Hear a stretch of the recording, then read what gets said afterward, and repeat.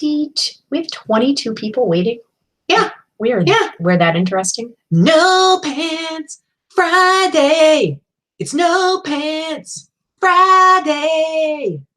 You have to actually come see me do karaoke to hear me sing. I'm not going to sing on air. This is. Here's the thing. Okay. So I'm a big fan of Kevin Smith, as you know. Kevin Smith, he's a director. I thought I was a big fan of Kevin Smith. I'm just a mediocre fan compared to her. She's like an uber fan. Yeah, I love Kevin Smith. And, you know, I love his movies and stuff. I loved him a lot more when I was younger. But I wouldn't say he's like the best, greatest director of all time. But I love him. And he does a lot of podcasts. He's a great storyteller. He does like these really awesome really Q&A videos that he used to do. And now he like does a bunch of podcasts. And he, like I said, he tells awesome stories, but I also just love like how he's just super kind to his fans and super kind to the people in his life. Like I would totally want to hang out with him. Yeah. Everything about him just screams like super nice guy. I mean, we're like super, super tiny, small time. It's like, you know, we just passed the 3,000 subscribers mark, which I'm super excited about. So it's not like, you know, I don't anticipate that we're ever going to be Kevin Smith. But my point is that like, I kind of look up to him as the kind of person I want to be when it comes to having an audience and like how I treat people, how I interact with them. He's just super gracious and he's like very humble and just appreciates everybody that supports him. I think if anybody is taking time out of their day to watch us babble on YouTube, I already love you. So. Yeah, pretty much. But my whole point of even bringing Kevin Smith up is he does all these different podcasts. And of course he has like a much bigger way bigger fan base. But what's really cool, he has this one podcast called Hollywood Babylon. He actually does this live show with an audience in California. And he has these fans that are super talented. And basically as the show has grown, it has added all these different segments. And they all have different theme songs that have been created by his fans. And so I'm just saying my biggest hope for this channel is that someday we have theme songs. No, not that we have theme songs, but someday someone will be super talented and want to waste their time making a No Pants Friday theme song for us. Well, we do have a lot of musician friends. We could probably make that happen. Yeah, you know, No Pants Friday. Anyway, guys, it is No Pants Friday, and one heck of a thrifter. Wow, we've got a whole lot of chat action going on over here already. One heck of a thrifter. Yeah, sorry, sometimes I'm really bad about looking to see what's going on, but one heck of a thrifter says that Victoria's hair is looking cute today. Seriously, she kind of switched things up. I didn't wash it today, so that's the secret apparently. No, whatever. You kind of switch things up. You used to do like you either do like the bangs in front or you do them back. Now you're kind of doing but I think it looks really good. And oh, Johnny's writing that one right now. That's what Dana says. That you know, our friend Johnny, we're actually going to be seeing him play tonight with his band. And so we're excited about that. And he is a fantastic musician. So I guess this was the right time to bring up a theme song. Hint, hint, wink, wink, whatever. But anyway, we are super excited to have all of you guys here. I didn't wash my hair today, Casey. That's what I was talking about, by the way. Casey joined us. He took his pants off. He was a little late. He said he had to take his pants off. You're not supposed to wash your hair every day anyway. I mean, I do, but you're actually not supposed to do it every day. And especially if you have color in your hair, it's like you wash it every single day. I'm like an every other day. Yeah. I mean, I bathe every day. It's hot here, of course. It's gross. Yes. Yeah. But I mean, I don't wash my hair every day. Somebody said, I think it was Linda said that it was a great show last night. So if any of you guys didn't see, Victoria and I were actually guests on Casey's live Thursday night show that was last night, Rockstar Flipper, who is here in the chat with us right now. He was gracious enough to have us on as guests, and he's super awesome. I love that when he does have people on, you know, not just us, but other people, he's always really good about hyping it. And he is. He's like a super gracious guy. Casey, I'm sorry I didn't think I liked you last year. I didn't know you. If you watch, you're bringing it up again. I am, because I think it's so funny. Rude. I think it's funny. If you watched the show last night, you'll say I did mention that I met him last year at Open, and he was kind of like, meh, a little standoffish. So I was like, whatever. Which isn't the way he is at all. So I must have caught him off guard or something. I don't know. He's super friendly, and I've loved getting to know him better over the last year. So. It had to do with other company that was present. So let's just leave it at that. Yeah, but it was a misunderstanding. Casey's an awesome guy, and he's super supportive of other sellers, particularly other sellers that are trying to do what we're doing with the YouTube channel and stuff like that. And let me tell you, he does not have to like waste his time doing that. He's got like 70,000 subscribers on YouTube. I think his group, his Facebook group now is something like 90,000. It's ridiculous. Members. Yeah, it's just nuts. So believe me, he doesn't need to be spending time trying to help the little ones like us get more subscribers and more followers, but he does. And I really appreciate that, because I think that that's really important. It's like what our boss Facebook group is all about. It's all about celebrating our accomplishments, supporting each other, helping each other get through problems. There is enough room for everybody on this platform, whether it's eBay or Etsy or Amazon or Posh or YouTube or Instagram, whatever it is. There are millions and millions of people out there that that interact with one another on a daily basis, and there is absolutely no reason why you just can't be kind and supportive of everybody. There's enough room for everybody, you know. So I really like being like that personally. I like being like that in our group, as far as with other business associates, as we call all of our eBay friends. And there's no reason why you can't be like that. So I really love that Casey is like that, and a lot of other people we've met are like that too. Absolutely. There's no room for you don't need to be negative. No, there's no such thing as competition, really. I think we all are better people when we uplift each other. So absolutely. And I think he's a really good role model as far as like how you treat your fans and your followers. Because I've only ever seen him be super awesome with people. And I know that he answers all the emails and messages he gets, which, based on the volume that we get, I couldn't even imagine like, the level that he's getting probably every single day. And I know he works really hard. He must have a secretary to help him, because honestly, we get an awful lot of messages and posts and things like that. I'm already not able to keep up on all the posts in the group, which is wonderful. I mean, I'm glad that our group, we kind of run it as Teresa said. It's Teresa's group, but the Boss Facebook group, we run it like kindergarten rules. Just be kind. Everybody be kind to one another. Don't be ugly, and don't make really negative posts all the time. And that's pretty much it. Yeah. We really don't have. I don't even know that we have those rules posted. We don't. It's more of like, it's sort of like a common decency understanding. And for the most part, everybody has been kind of on board with that. Casey, you can't afford me, honey.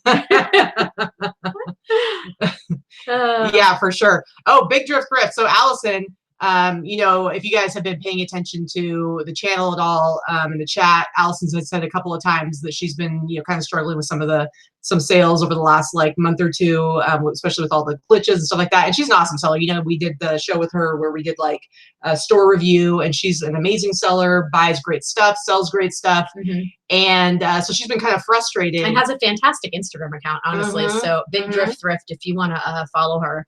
She just has really good stuff that she sells, and she's real good at capturing that on Instagram. So listen, Bob Cuppins had done, I think, she wasn't at open, so I'm assuming this is from when he did the Q&A video like recently with Audrey Tracy. He had mentioned like wanting to get feedback and wanting sellers to contact him personally. He even gave out his super complicated email address, which is bob@ebay.com.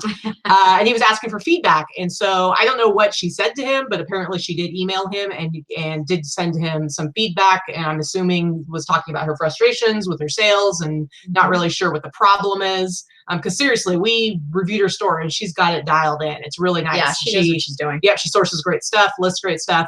Anyway, she got contacted today by somebody from eBay, I think seller support.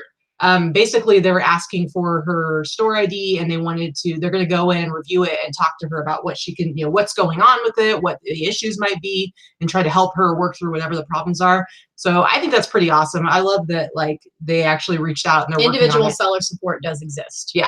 Sometimes it'll take some time to get to the right person or to get anybody to respond to you. But I think if you word your requests properly and kindly, because generally speaking, the person that you're going to be in contact with, whether it's email or a message, is not the person that can make decisions for you. It's an entry-level person. So being abrasive and attacking them for something they have no control over, it's not going to get you anywhere. No. Yeah.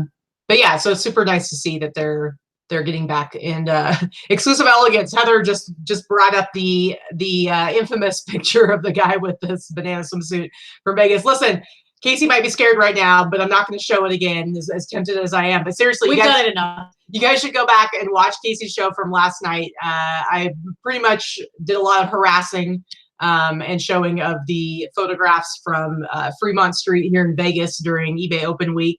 We had a lot of fun with Casey. But yeah, not to say that we're, you know, never going to bring it up again, Casey. Just know that that's just not right now. That's in my back pocket. It will kind of always be there. But yeah, just not right now. Yeah, just not right now. You're safe today. Exactly. Anyway, so remember, you guys, it is No Pants Friday, so that means that I'm not wearing pants, and it's also just about like kicking back. We don't really have an agenda today. We don't have any kind of schedule, but it's really about doing, if you're a Reddit person, then you know an AMA is an Ask Me Anything kind of thing, otherwise known as a Q&A. So if you guys have any questions, whether it's selling related, eBay, Etsy, whatever, you know, some things we may know better than others. Or if it's not selling related at all, you just maybe it's something that someone in our chat can answer. If it's something we can't answer, obviously, we're not experts at anything. We're kind of, as I say, I know a little bit about a lot of things. Yeah, pretty much. So so whatever you guys want to know, just go ahead and ask. And so Lorna says, I'm not a fan of eBay today or last night. I know there's been some other issues around item specifics and some of the category stuff. I don't really know what's going on with that. Yeah, I have experienced that today. I had about 400 listings end between yesterday and today. So I was going in and doing my relists and sell similar and that kind of thing. And basically what's happening is that item specifics have kind of disappeared in a lot of categories. And then if they haven't disappeared, sometimes they're now they're invalid when it was something you chose from a drop down because they've changed the specifics on certain things. A new one that is weird is like blazers or sports or suit coats. They're now asking for the waist measurement. So you have to go in, and I had to put 0 to get around it because who measures the waist of a jacket? So a lot of that stuff is I had to go in and manually change things when I tried to do a bulk relist or bulk edit. I had to go in and change everything that had a flag.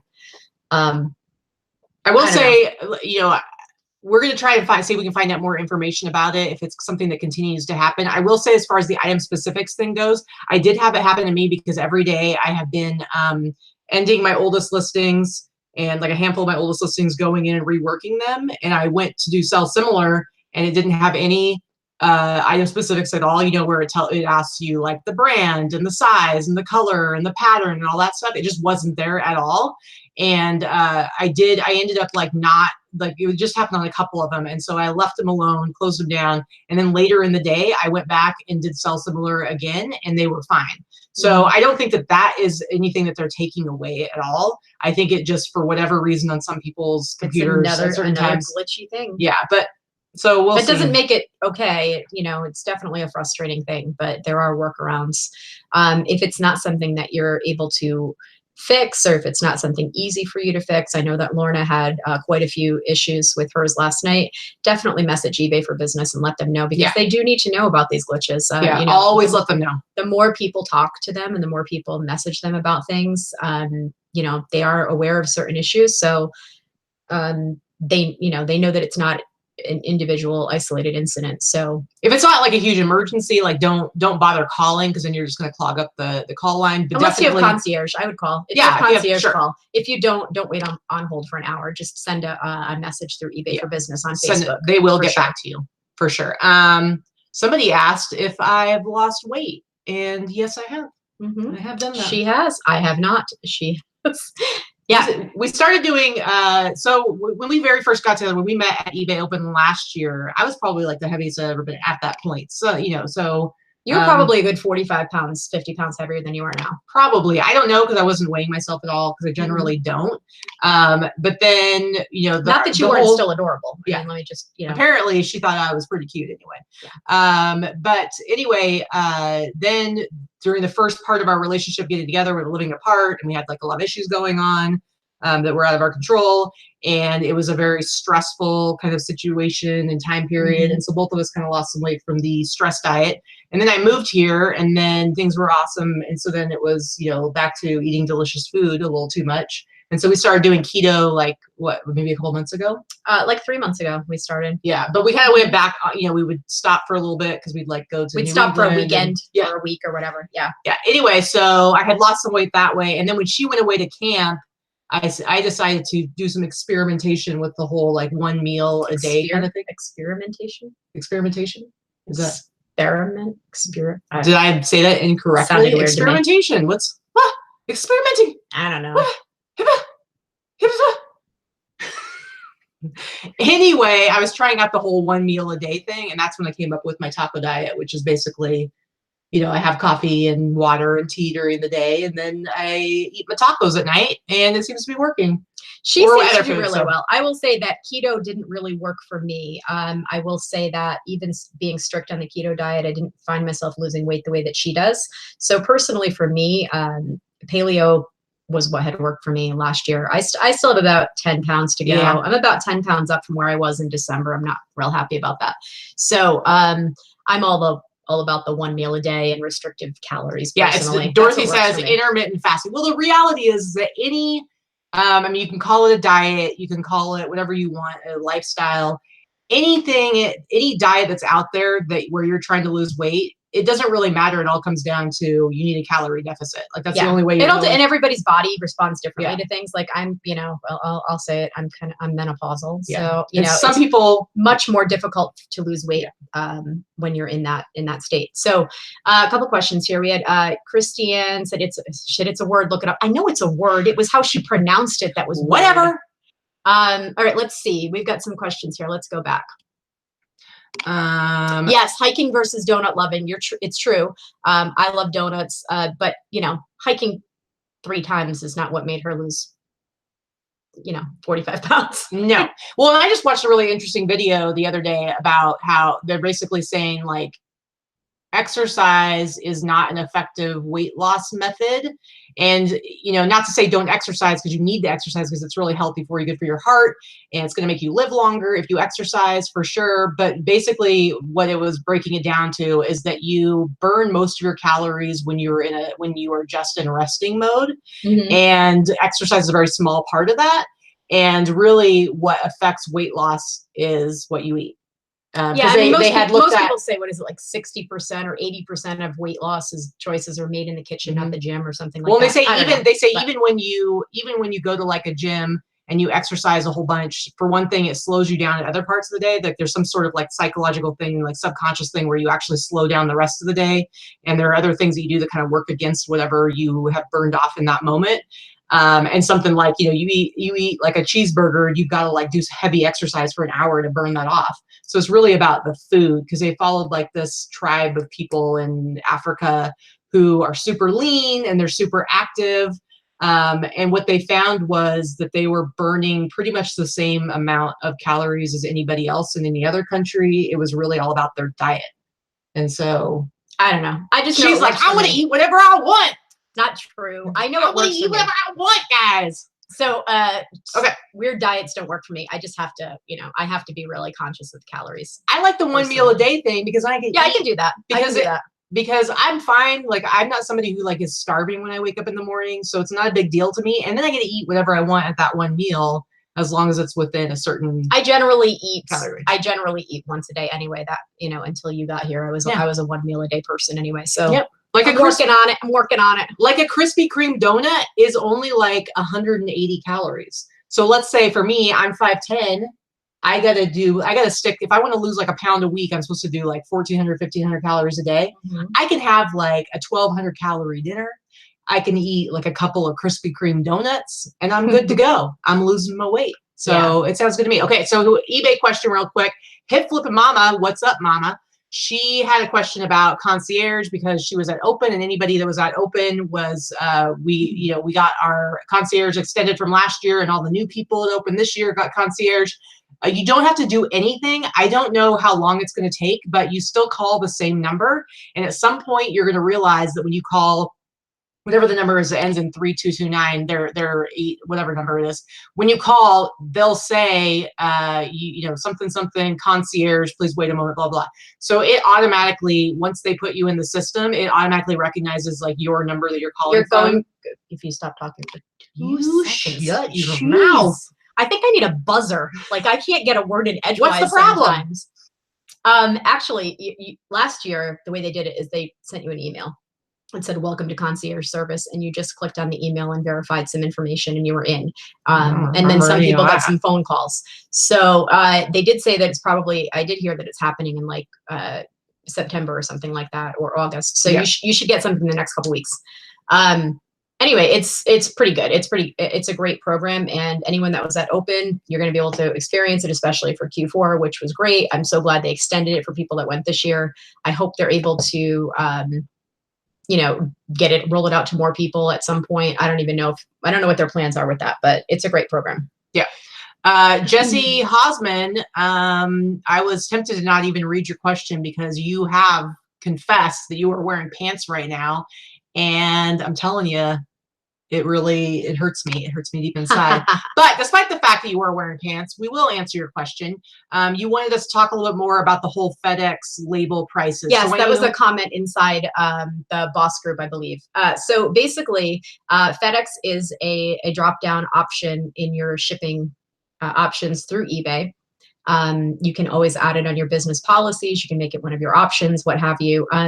I tend to use FedEx because I sell a lot of hard goods, and I don't use it all the time. But when something's going across the country and it's heavy, but not especially bulky, it's definitely way cheaper than using Priority. So what I think the comment that they made was, so you're going to enter in your measurements and your weight, and FedEx is going to bill your eBay bill. It's not going to come right out of your PayPal account immediately. Mm-hmm. Once the item is scanned and shipped, there is a separate line item on your eBay bill that charges you for the amount. I believe what she's referring to is that she had a charge that was nowhere near what she was told the label price was when she put her item in. I can't speak for anyone else. I can only speak for myself. That has happened to me at least 3 or 4 times. Where I've been overcharged on my eBay bill based on the amount. I wouldn't have used FedEx if it was actually that price. And unfortunately, I don't think there's any recourse. So I could be wrong. That might be something worth calling eBay about. I did not call. But what I do have is my own business FedEx account that's easy to open up. Anybody can open one up. And that FedEx discount that you're getting through eBay is nothing special. So in a lot of cases, depending on what your volume is, you may get a better option for your personal account. So I use that. Smart Post I do not use. Smart Post I used it a few times last year. Here's the situation. With the pricing changes that happened this year, it's no longer competitive. So it really isn't worth using, and it takes too long. The other thing is that I had something that was damaged and I used Smart Post. Smart Post insurance does not exist. So you don't have insurance on the package. Don't do it. And so I was out, I think, about $100 on a heavy item. We talked before about, people saying like, oh, do you put cards in your packages? Do you wrap them up in tissue paper, make them look all nice? And I had said, and I firmly believe this, the number one thing people really care about is they get what they ordered and they get it quickly. And I think that the best way that you can make your customers unhappy is to send them something in a way that's going to take 2 weeks to get to them. Don't you think? Yeah. I mean, honestly, like I think the majority of the feedback I get that's positive on eBay is like, it came so fast. We're so excited, blah, blah. Mm-hmm. So you're not saving hardly any money, and it's not worth it for how long. It's like Smart Post is like media mail. It's iffy. It depends on, sometimes you can get it there in 2 or 3 days if they've got room on the trucks. Otherwise, it's not a priority. So it's like media mail, sometimes 2 to 9 days or something like that. Mm-hmm. So in this society where we're shipping within 24 hours, I wouldn't really offer that as an option. Of course, if someone contacts you specifically and says, hey, I just want the cheapest method possible to ship, maybe you're doing calculated shipping and you're willing to work with them, then by all means do it whatever way is cheapest for you and the customer. Let's see, we've got a few more questions in here. Gretchen, this will be my first fourth quarter. Do you change your policies because of the slam that happens to mail close to the holidays? No, I don't. Do you? No. I basically ship within 1 business day, and it's generally, I think when I did my store review at Open, it was like 0.6, like not 1 full day. It was like 0.6 days is how fast I ship. Actually, I say that I ship within 1 day, and the average was 0.6. Now, so what's going to happen is that there is an automatic message that happens generally around the holidays because delivery times are extended just based on USPS and FedEx in general and their volume. There's an automatic message that has usually popped up, and it adjusts automatically on your listing that'll say, because of the holidays, this is the amount. And I think there's even a thing that goes out that says this is your last day that you can purchase with this method of shipment if you want to receive it by December 24th or whatever. It's not anything you need to worry about. Mm-hmm. I would just continue as you are. I would say, and you should be doing this at all times, not just during the holidays, but especially during the holidays. You really want to have faster shipping options. I know you're talking about adding policies for extra shipping offers. So like I have in, everything, I do free shipping for everything. Of course, I don't ship anything that's too heavy. But my standard for free shipping is anything under £1 goes first class, anything over £1 goes priority.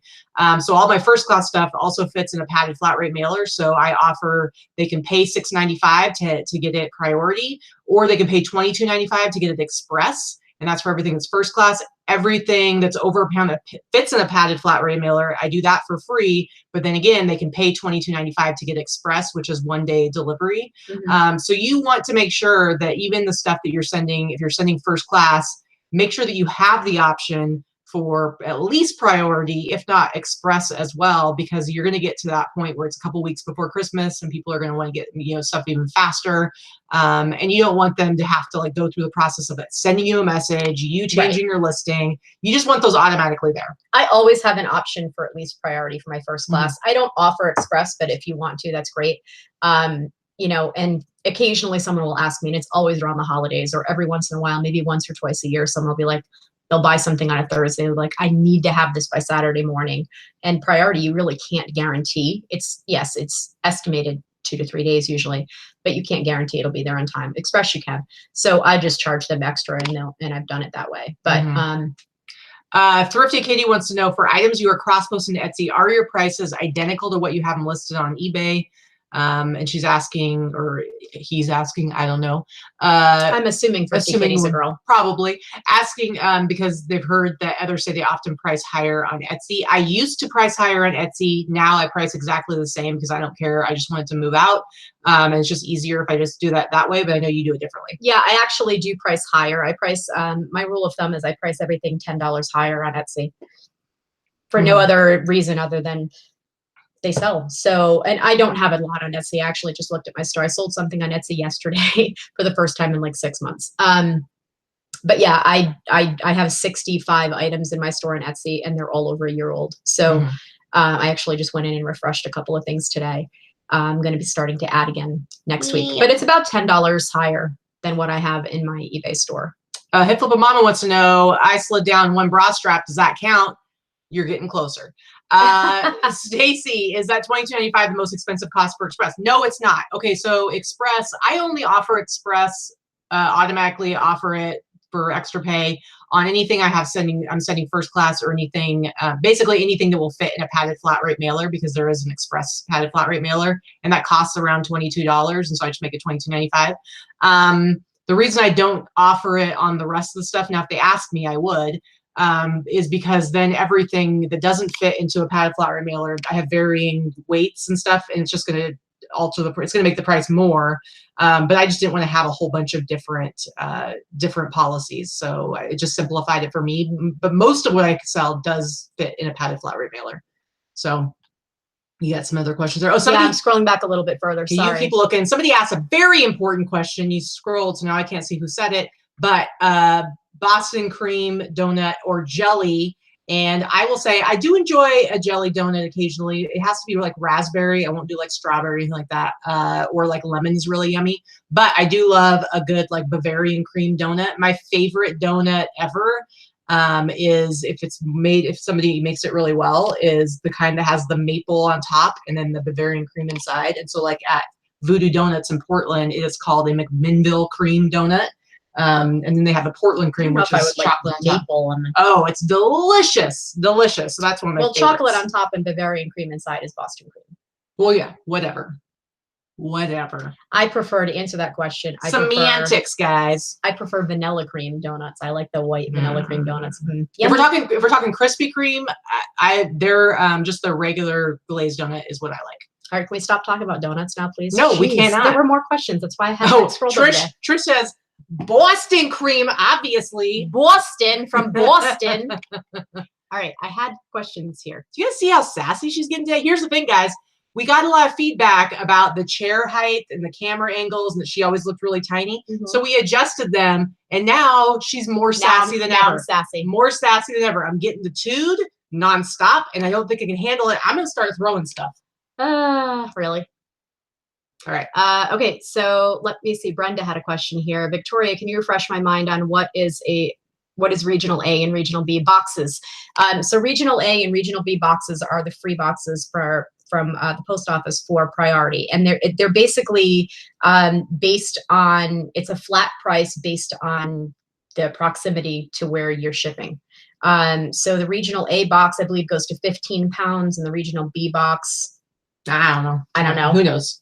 More than 15. More than you can fit. Either way, they're very small. So the fact that it goes that heavy, unless you're shipping coins or rocks, I don't think that you're going to be shipping anything that heavy in either one of the boxes. But basically, you can send them anywhere, but it's priced based on the proximity to you. So when you're comparing prices in your drop-down menu, if it's somewhere that's close to you and it's a heavier item, check it. It's usually cheaper than your flat rate boxes. And holds more than, say, like a padded mailer. So it's kind of in between those things on pricing. So for me, living here, if it's something that goes to, say, Arizona or California or something like that, sometimes it makes sense to use them. It's very rare that you're going to use them, to be honest with you, personally. Depending on where you live, you may use them more frequently. I don't know. And I think Christiane had said on Wednesday that it's like when they changed the pricing, it kind of changed to where they don't really like give you that much savings. Stacy, no, not Stacy, sorry. Gems and Gifts USA was asking about how I ship coats and sweaters and stuff like that in the eBay poly bags. And they were, wanting to know if they're really secure enough or strong enough to ship heavier clothes or plush in. They've been hesitant to not ship those items boxed. Here's the thing. I will ship anything that will fit. I've really changed over in like the last year where I will fit, if I can fit it in a poly bag, I would rather ship it that way, because you are cutting down on your the weight of the actual item. And it's just easier to do because you're not having to tape anything. It's just super easy to pack it in there. Now, I will say, and I think I said this before, if I'm sending it internationally, a lot of times I will double bag it. Or if, let's say, it's a big jacket and I'm really having to cram it in there and I feel like I want a little bit more protection, I'll double bag it. And then it's that double, the eBay poly mailers especially are nice, thick.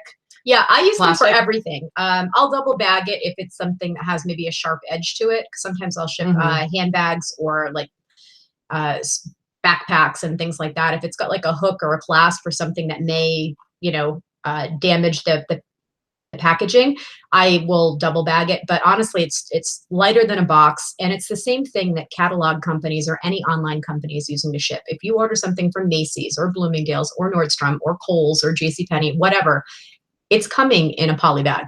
So, and it's the same type of poly bags. So if they can ship them that way, you can ship them that way. Hit Flip and Mama says that she's in Michigan and ships region A a lot. So I think it really does depend, like she's kind of centrally located. Yeah, I think it really depends on where you ship. Honestly, for us, I rarely find it as being something useful for me. And I think it's just, we may as well be in California as far as our shipping goes. And we're in the same region as California. So I just don't see a big savings for me to use them. I have occasionally, but it's not often. I think Susan has a really good question. If you don't do the trending price for promoted listings, does it ding you to the bottom of the heap? Here's the thing.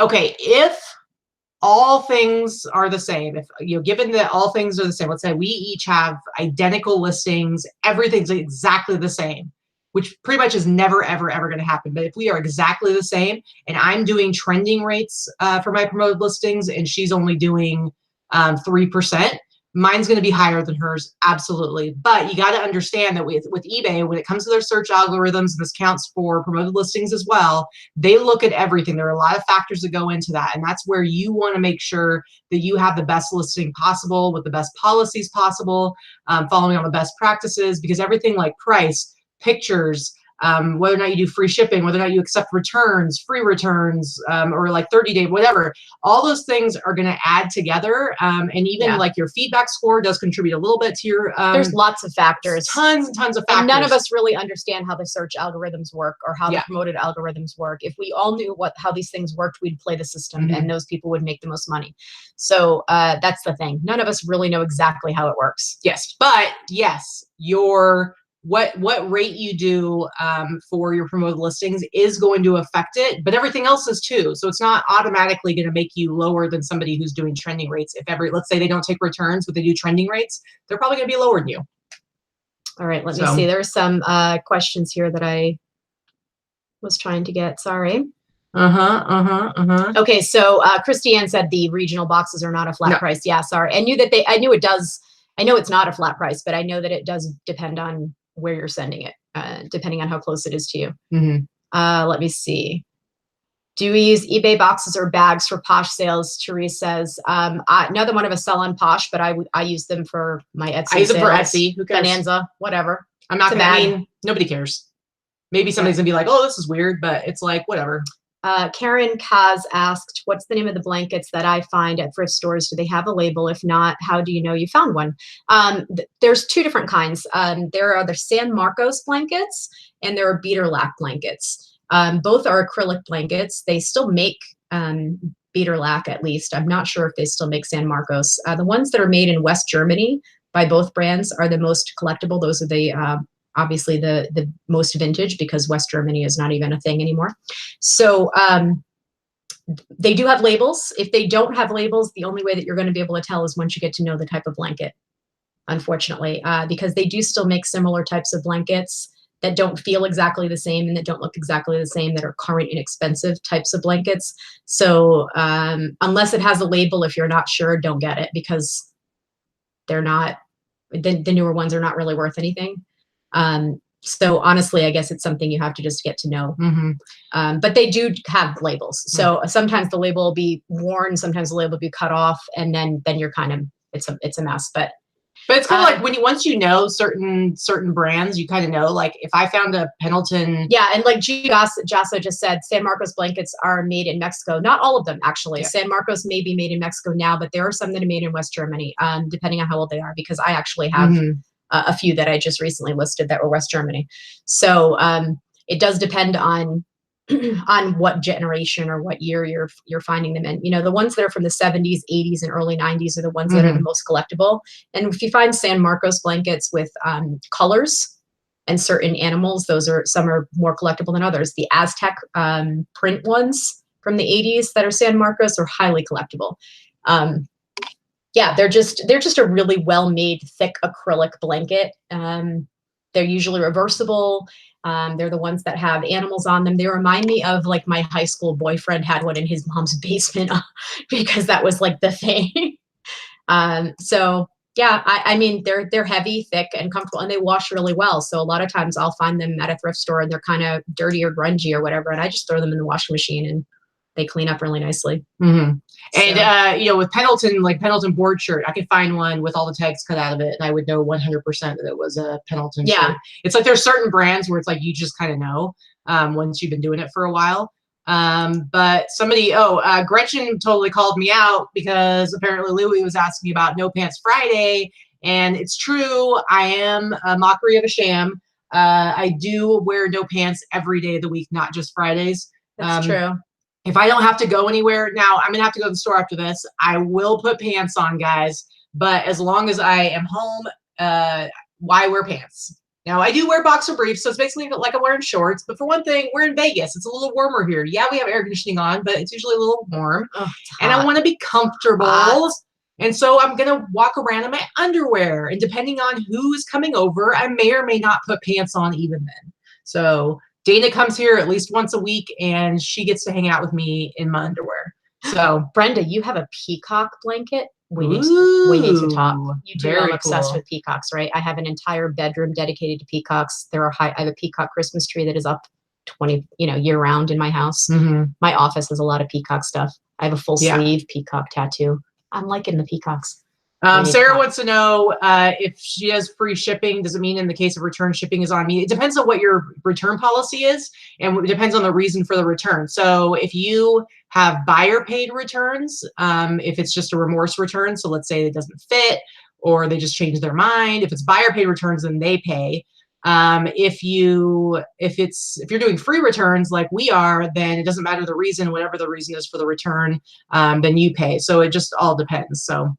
And how do you wash those types of blankets so they don't pill? They're a very thick acrylic blanket. I don't really have any issues with pilling them, but I just throw them in the washing machine. I wash them on cold, then throw them in the dryer. That's yeah. Yeah, Jesse's right. As long as I have a cat t-shirt on, I'm definitely good. So I like how I've adjusted the camera and stuff, so now you can actually see my t-shirts without me having to stand up and stuff. Well, and I don't look like a midget.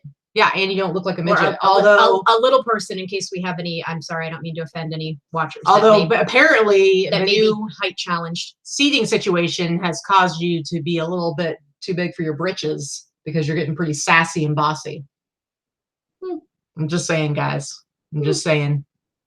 Anyway, so wait, we had a question for them. What was our question that we had for them? Oh yeah, so we're looking to upgrade our lights. So right now we have tent lights that we use, and we actually, I replaced the lighting that I'd been using for years with Katie's lighting when she moved here, because she had this nice lighting setup, and so we share the lighting setup. I'm not crazy about it. We use daylight bulbs, all that kind of stuff. So that's always been my biggest struggle, is lighting for my photos, and honestly, I liked my lighting setup better. Sorry, honey.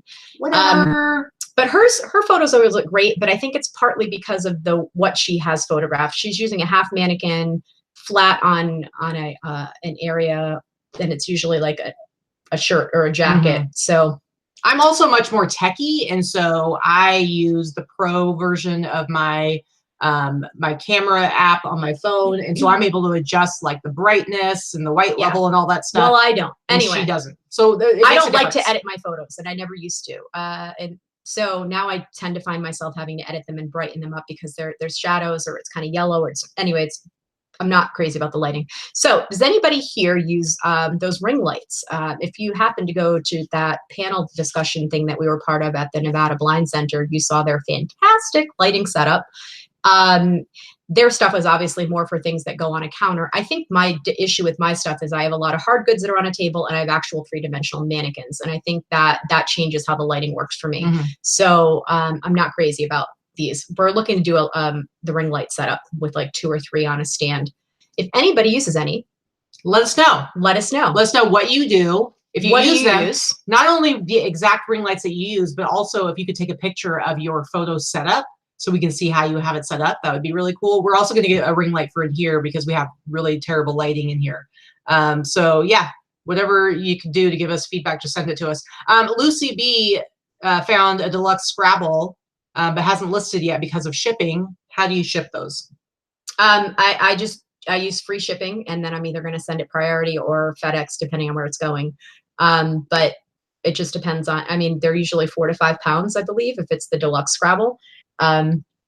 So I'm shipping it either priority or FedEx, and I just take into account what's the most it's going to cost you to ship it. You know, not off your head, just like, is it going to be more than $30 or no 20? No, through FedEx under 20. Under 20. So just assume under 20, but it could cost that much to ship it.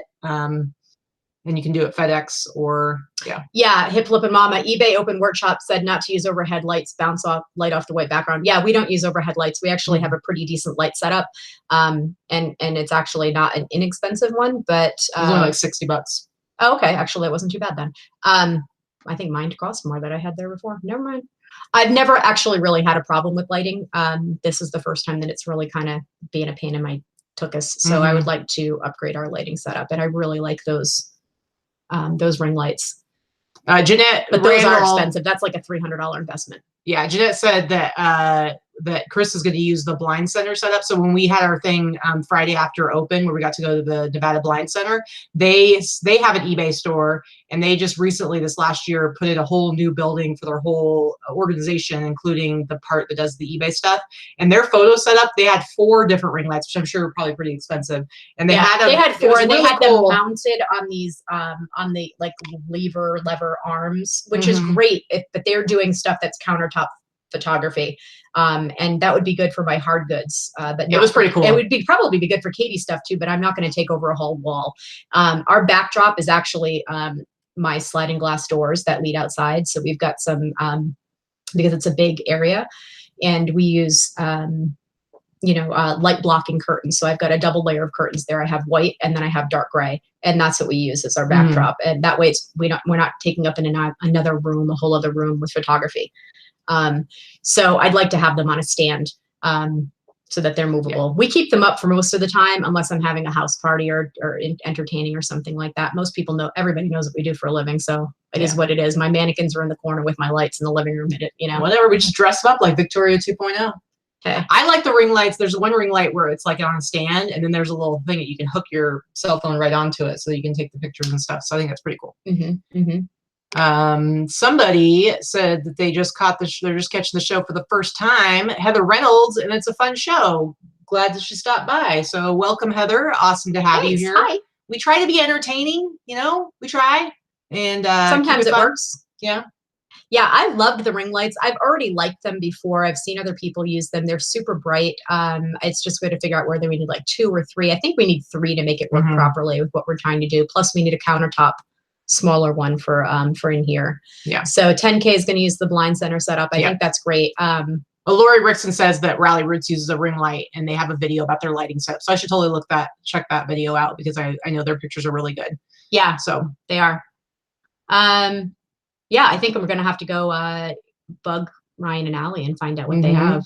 Maybe use their affiliate link to buy some lights. Oh, and speaking of Lorna being in the chat, we were talking about Lorna. I don't know if we've talked about this on our show yet, but Lorna is actually, she just had her birthday recently. And we decided for Lorna's birthday present that we were going to bring her down here to come visit us, because we talked about going to visit her, and then we're like, well, we could use half the points and just fly her down here. And plus, she lives in an area where there's not a lot of sourcing opportunities. And so we went ahead and we got her a ticket. She's coming down here in a couple of weeks, right? But what's really cool about that, so first of all, she'll be in like all of our videos around that time when she's here. We're really excited about that.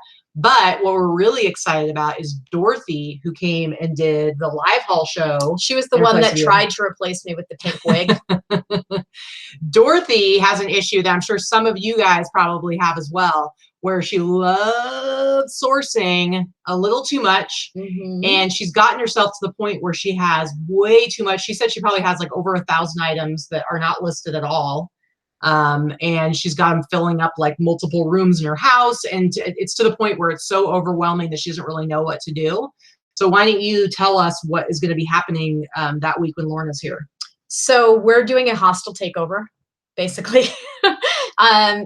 I think Dorothy just has, like a lot of people, she's sourced so much stuff. And then she had stuff in like an antique mall where she had a space with a booth.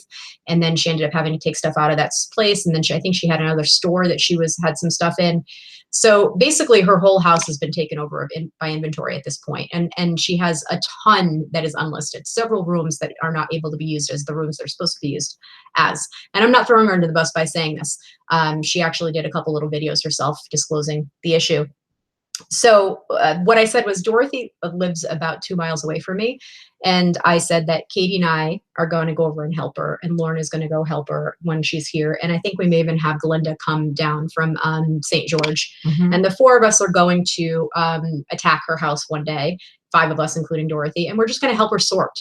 I think when you look at a bunch of stuff that needs to be listed and it's just you as one person, it's really overwhelming. And I know for me, if I have a whole mess of a list of things to do, I tend to shut down. And you can't do anything because it's almost like it's too much. So I think if we go and help her take a chunk out of it, if we go spend 8 to 10 hours at her house and help her sort things by like items and put things in boxes or bins or what have you, then she'll at least have it all sorted out the way that she needs to have it done. You know, maybe it'll be all jeans in one section, all tchotchkes in one section, all t-shirts in another. And then she can just start listing by bins. I think the other thing too is that she has so much good inventory that's there, and she's just takes something little and starts listing it, and it's a smaller dollar amount. Well, you need to list like your higher priced items first, I think, because you want to start making more money, right? So, well, especially if you're continually bringing stuff in and every day you're going for the easy stuff, then, and you're never getting to the harder stuff, then you're thinking to yourself, oh, I'll get to that. And it never happens. Then next thing you know, a year's gone by and all you've listed for the entire year is the low value, easy items.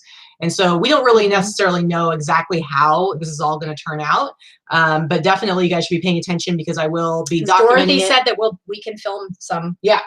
So we will document the process and put it up on the channel, and then maybe have like a debriefing at the end where we'll have Dorothy on and we'll figure. She's in the chat right now, by the way. She is. Dorothy Pan Defines, that's her. Yep. She's, you know, her stuff is great, and she has this big, beautiful home that she is not able to utilize the way that she should be utilizing it. So we're gonna go and do like a little hostile or semi-hostile takeover and help. Yeah. Yeah, so I'm hoping you guys should totally pay attention, especially if you are struggling with similar issues. I know Brenda Brand she had messaged, or she had posted something on Facebook today to me about it. And so I'm hoping that you guys will get some ideas, maybe be inspired, and hopefully we'll come up with some good solutions that are going to help Dorothy. And the one thing that Katie and I have said several times and in several areas, neither one of us have death piles or profit piles. And we source at least once or twice a week, both of us, and I tend to source even more than Katie does. We have a lot of things listed, but we don't have a lot of unlisted. Everything that I'm listing right now has been acquired within the last week or 2 weeks. I don't really consider that a death pile or a profit pile. So I think that, but that is something that a lot of people struggle with. And I actually didn't realize how many people did until I did. I talked about this in a similar fashion a couple of years ago. So here's the thing. We just want to try and help you make it easier to get through your stuff and get your stuff listed so you can make money. I mean, that's the whole point, right? You're sourcing to make money. If it's sitting in a pile in your garage or in the corner of your bedroom or on a dining room table, it's not making you money. Absolutely. So, but yeah, like I have a pile of stuff over here on my couch right now. And that is pretty much the extent of the stuff that needs to be photographed and listed. So either today, probably later today, photographing, and I'll be able to do all of it and then get it listed, and then I need to source some more. So and you know, that's not because we're like better at this than other people. We just happen to have the personalities that like we actually like listing. I think we both like listing. We're not as we like listing about the photography part. And I love sourcing. We all love sourcing, right? That's the best part. I mean, that's my favorite part. Teresa hates to shop. I don't understand that concept. I would source every day if I could, but I just don't want to end up with a death pile or a profit pile. So I don't. I think my whole thing is that I do have fun sourcing, but for me, it's like, that's only part of the excitement. I'm also really excited to get, like, the better stuff that I find, the more excited I am to get it listed, because I want it to sell and I want it to. Right. Same. It's like, so just sourcing, I would just be full of anxiety if all I did was source. Like, I wouldn't be able to do that. I need to have that balance, and I need to have like the kind of like adrenaline payoff of getting. You need to have the money coming in. Exactly. And yeah, that's a heartfelt takeover. Thank you, Hickory Springs. It's not just kind. I mean, Dorothy's our friend, so we want to help her. Even, you know, so yeah, we're going to just go and help her get sorted so that she can start making more money. Want her sorted for fourth quarter so she can make the most amount of money that she can. I've seen a couple of questions in the chat that there is there are questions about what does fourth quarter mean, or we've made some references to it. What can you expect? Fourth quarter is like anything else. Fourth quarter is basically the fourth quarter of the year. So October, November, and December.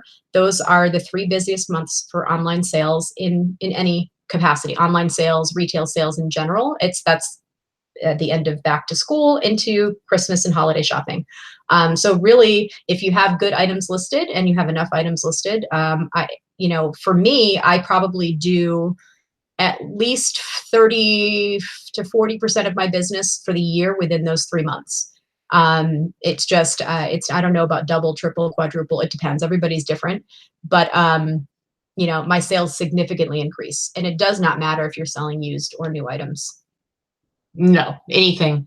And you'll see in October, you'll see your sales start to ramp up, and then November and December is when they really go crazy. My first year selling, I started selling, my first sale was December of 2015, but I really started trying to push for full time in 2016. I had a 10 item per month limit, January of 2016. And so it took me about 8 months to get to where I was selling at a full-time level. And I'll tell you, I hit about 1,000 items by, I think, September, October of 2016. And that December, I did $8,500 gross in sales. And it was all used stuff I found at the bins. And I was terrible at picking brands then. I was just getting started. I wasn't very good at it. And I still did $8,500 that December because something happens to buyers' brains during quarter. I think we've all experienced that, right? When you go Christmas shopping, don't you always spend way more? You're like, oh my God, such a great deal on this. I'm going to get 3 instead. Right. I mean, I know I or have. people are just in the buying mode and buying spirit because they're buying presents, and then they buy stuff for themselves. So people just go nuts. So you really want to prepare by having, you know, your inventory built up for the fourth quarter, and just really go into it ready to be shipping like crazy, selling like crazy. And it's pretty awesome. And try to keep listing stuff throughout fourth quarter, but you're going to find that you're going to spend a lot more time with everything else. So what do you got? You got something else? Yeah, we've got a few things. Gretchen said that she took my advice and separated into small sections, grabbed a small section every day until she was done with her profit piles, and that helped. Oh, you're welcome. I'm glad that helped. Everybody has different ideas for how they tackle things, for sure. Steven, our new neighbor in Vegas from Michigan, asked a question. Is there an easy way to create new business shipping policies and add them to old listings? Can I bulk edit listings to add them? I've never done a business policy but want to start. If you look back on some of the earlier videos that Katie did, maybe not too I did a Boss Up and List live show about a month and a half ago that was all about setting up your business policies, and it's also talking about international shipping. Yeah. But yes, you can definitely bulk edit. You can bulk edit, and that also will tell you how to set up the business policies. So I would definitely go backwards and try to review that video. It went in depth to how to do it. She actually shared the screen and showed how to create them. So let's see. Allison says she's happy to share her money pile. She already has been. She's been sending us. She's been sending boxes of things, and it's very much appreciated. It's very sweet. Yeah. There's one that's coming. I think it's going to be delivered tomorrow, and I'm probably going to do maybe like tomorrow night or something. Do like a live unboxing of that, because it should be some. That should be fun. And Heather asked, where in Vegas do you source? I mean, we both source kind of everywhere. Goodwill, Salvation Army, Savers is both of our favorite places. We have 6 Savers here in the valley. You know, they're called Value Village in other states. I'm not sure where you're located, Heather. And garage sales, yard sales, Craigslist. I don't really do offer up. I know that people do and do well with it. Sometimes I'll scan Craigslist or Facebook Marketplace and I make a purchase here and there. But for the most part, yeah, I mean, I do much better with yard sales and garage sales than Katie does. Katie will occasionally find stuff, but she scored some pretty good stuff when I've dragged her with me. That's true. So she's been pretty fortunate. Karen, I saw a pair of John Barbados. Ooh, my favorite. Ankle boots at Goodwill, used around 75 plus. The sole was halfway off one of these shoes. Is that still sellable at a lower price with no cobbler? No. Pass. Yeah. So Morrissey Media, do you need to charge don't charge handling. No handling. On what? It says, do you need to charge handling? Oh, change. Sorry. I don't know why I was reading as charge. Do you need to change handling time on each item listed, or is there something to change it all at once? Speaking of business policies, once you have your business policies, your handling time is in your shipping policies. And so you don't have to change every single one at a time. You just go in and change it for your policies. Like I have 4 different shipping policies. So if I need to change my handling time, I have to go into each of those 4 and edit it, but then it changes it for all the listings that are included in those. Right. And I have like 6 because I ship more things than she does. So I have 6, maybe 7 business policies. But someone asked a question about changing handling time when you go on vacation or whatever. Yes, you need to change your handling time as well as. Well, that was the same person, Morrissey. Oh, I'm sorry. Yeah. So you can do that within your business policies. It is much easier to do that if you have business policies in place, by the way. Yeah, and Jenny says that she likes to keep a backlog of inventory as long as it's not too much. Actually, I do too. Like the fact that I only have enough for like 1 day's worth of photography. I really need to go out and do some more sourcing. We probably need to hit like some yard sales this week and stuff. Yeah, it's Friday. We didn't. Yeah, I know. This next week. We should have done it today. This next week, probably. Maybe we can go tomorrow. Maybe. Fridays are better than Saturdays here, but Saturdays are still pretty good. Yep, for sure. Let's see, what other questions do we got?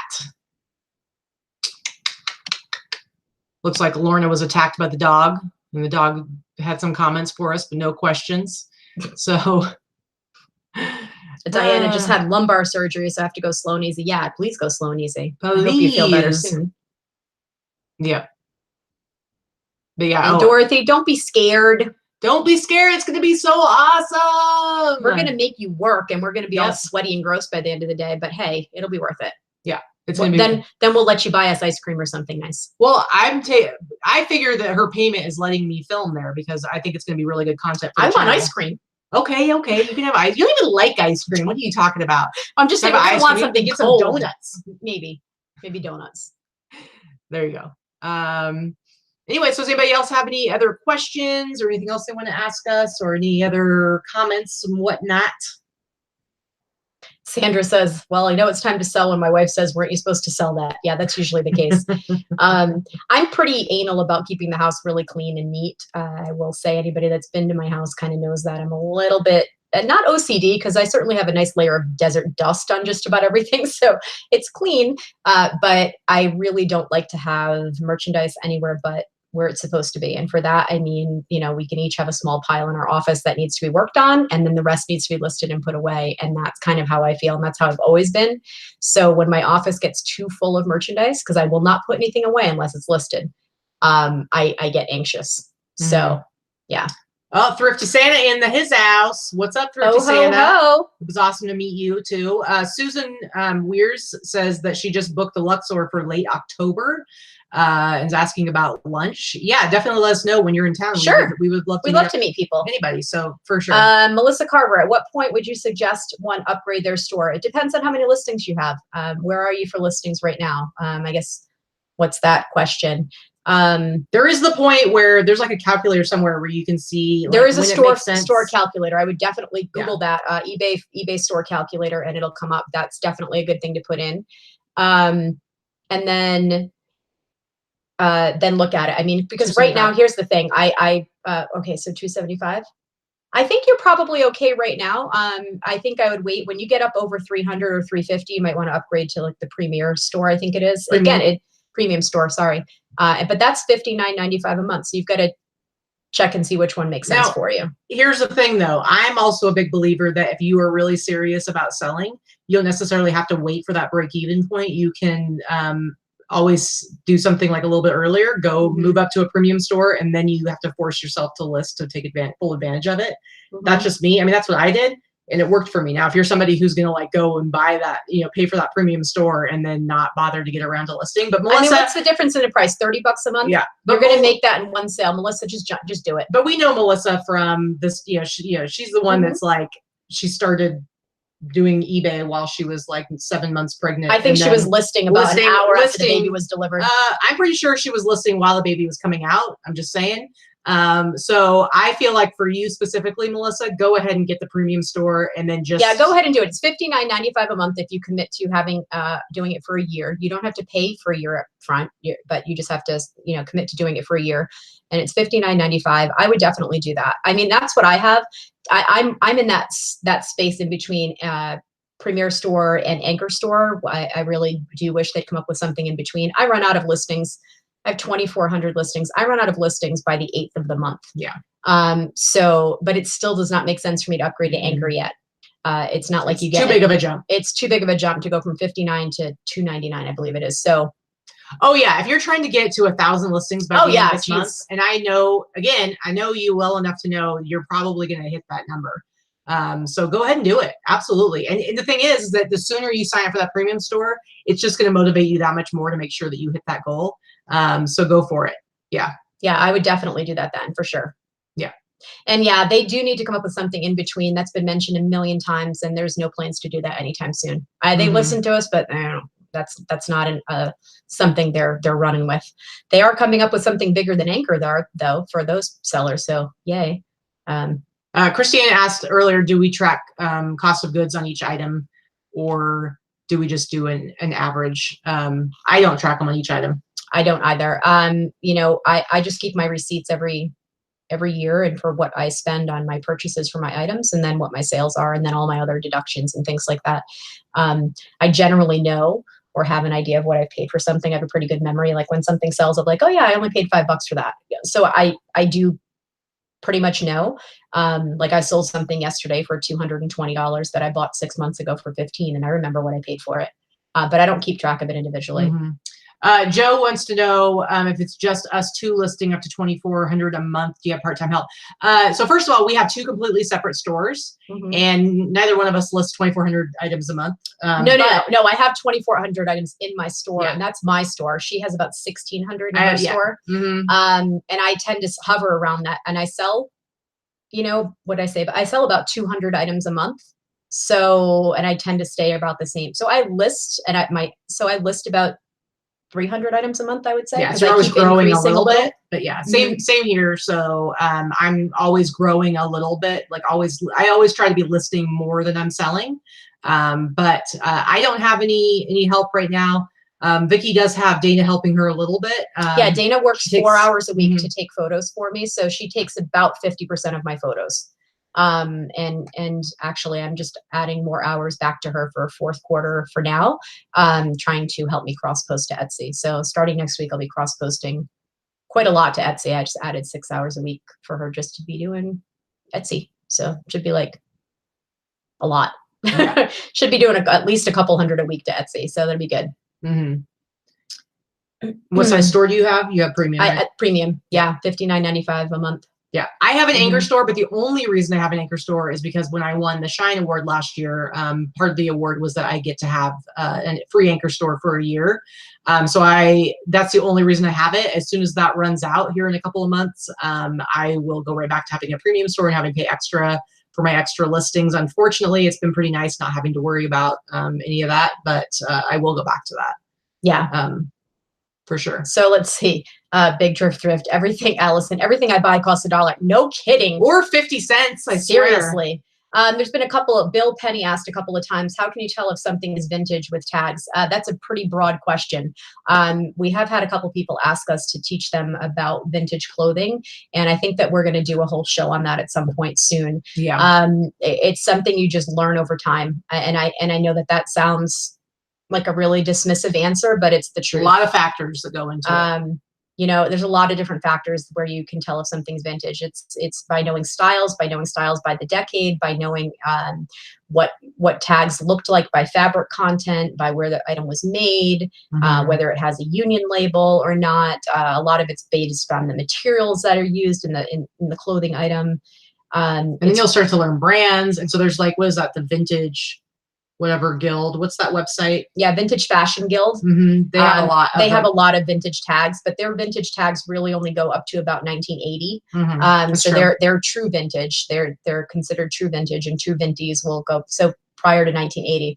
So anything in the 80s and 90s is not going to be found there. That's something that Katie is really good at, and I've learned. I've just been doing this a long time, honestly. And I've really always loved vintage clothing, especially vintage women's clothing, even though I do sell men's as well. But I like the true vintage stuff. I like 50s, 60s, 70s vintage, even earlier if I can find it, which is very difficult. But you just learn over time. I don't have a better answer for you than that. I mean, we'll try. I'll try to pull out some stuff to show people. Do you think brands matter for vintage, or is it just style? It depends. Certain brands, of course, matter, because if it's a designer brand and it's vintage, it's definitely going to have a little bit more clout or a following. But I think the brands matter far less than the item itself. The design, the style, depending on really does depend. Like I sold a vintage bark cloth Hawaiian shirt, and it didn't have a brand tag in it. It was missing. I think it had a tag in it, but it wasn't the brand tag. I sold it for $80 because those bark cloth Hawaiian shirts like go for a lot. They do. But then there are certain brands like Pendleton that are going to go for a lot, and there's different brands that, you know, depending on the decade and time and all that stuff, like all of those outdoor brands. Sandra says she recognizes vintage because she is vintage. It's a good answer. So anyway, there was another question here that said, oh yeah, Diane, we need to talk. Diane's got a whole bunch of stuff in her garage that I'm going to be buying. Oh yeah. She doesn't like to list clothing, and she's got a lot of vintage clothing in her basement. Come on, send it our way. Send it, baby. Send it our way. And then let's see. Let me see. Where does it say? Quality of materials count as well. You're right. You're right, Mary. It does depend on how it's made. It's not just because something is vintage means it's desirable. So it's a fine line. Let's see. Sandra said, there's a bright side to being middle-aged. Listen, Sandra, I'm 43. I'm considered middle-aged too, and I didn't live through all that vintage stuff, so don't age yourself too far out. Yeah. Melissa wants to know any suggestions on being successful on Etsy. Well, I wouldn't say that we're successful on Etsy. So I'm not. I don't think selling one item in the last 6 months quantifies me as being successful on Etsy. So I really can't speak to that. We would need some successful Etsy sellers to answer that question for you. I listed a bunch on Etsy like over a year ago, and for a while I was getting some regular sales there, and I just stopped doing it. And then in the last like month or so, I've started listing again on it. I would not say I'm to the point where I can say I'm successful able to give out tips. But again, Casey is going to be on the show, hopefully this next Wednesday, and we're going to be talking about on the Boss Up and List show, and we're going to be talking about branching out to other platforms because he has taken on Poshmark in the last few months. So we're going to talk about Poshmark as well as Etsy because we're both doing Etsy now. So we're going to talk a little bit about that. But again, we don't really have any tips for being successful on there at all, unfortunately. But hopefully in the future. Yay, Barbara said, yay, Vicky, my Etsy sales this week have rocked. Awesome. Girl, you deserve it. You work so hard. I'm glad that things are starting to pay off for you. Let's see. I think that's pretty much it. We've answered just about. Yeah, I think so. Susan had a question. I have about 40 new in-box Barbie collectibles from the 90s. Would you suggest Etsy or Crosspost? I would say take a look at it. I would do a little bit of research first. I will say that the 90s is probably the least desirable period of Barbie collectibles. So it really depends on what the value is of what you have. Barbie collectibles really are mid 80s and older are the most sought after. There are a few in the 90s that are still sought after, but not a whole heck of a lot. If you send me a message through this YouTube video or find me on Facebook and send me a DM or on the Boss Facebook group, remind me to get you a link. I will send you a link for researching Barbies. There is one of the best Barbie research sites that I've ever found. I've been using it for years and years and years, and it actually goes down and identifies all the outfits for you up and through the 80s or so. Maybe not the 90s. We'll see. Interesting. All right, guys. So we're over an hour and I got stuffs to do. I got to put pants on, blah, blah, blah. Go to the grocery store so I can make dinner for us tonight. I'm going to have to wear pants. Go back to Mandalay Bay tonight. We're going to the House of Blues to go watch Dana's husband rock out. Absolutely. But anyway, so speaking of the Boss Facebook group, if you're not in the group, please join it. The link is down below. We would love to have more of you in there. One more question. Alice, what platform is better for selling vintage? I bought a lot of Lee and Levi's with tags from the 70s. Sweet. I would do both. I would cross-post Etsy and eBay for those because eBay, you're going to get a lot of your foreign buyers, international buyers, and make sure you offer international shipping for this. So I think that'd be awesome. People from Japan, buyers in Japan love vintage jeans. So and Fatima, how often do we do live shows? Every show we do is live. Pretty much. Yeah, we don't do, sometimes we'll film little things. I do a couple videos like sourcing. Yeah, sourcing videos, but for the most part, everything's live. So we do No Pants Friday. We do the Boss Up and List show every Wednesday, and we do our solds and hauls of the week on Sunday. Yep, Sunday live haul. So again, join the Boss Facebook group. I always post when shows are coming up, and it's a great place to participate in like all of our listing challenges. We do them every day. And we also have Wednesday, our Boss Up and List all day long virtual listing party. So you definitely want to be in there. If you're not subscribed to my channel, please go ahead and hit subscribe. Make sure you hit the notification bell next to it if you want to be notified when new content comes out, like when we're doing a live show or when I do occasionally upload pre-recorded videos. And if you enjoyed the show today, please give it a thumbs up. We really appreciate it. Yeah, we had well over 100 people watching. We only have 42 thumbs up. Come on, give a couple. Anyway, thanks, guys. We really appreciate it. We had a lot of fun hanging out with you. Have an awesome weekend. Do a little work, get a little listing done, but also go out and do something fun, too. And we will see you later. Peace. And now you're saying peace? Yeah, I don't know. Whatever. I gotta work on my exit line. Boss up.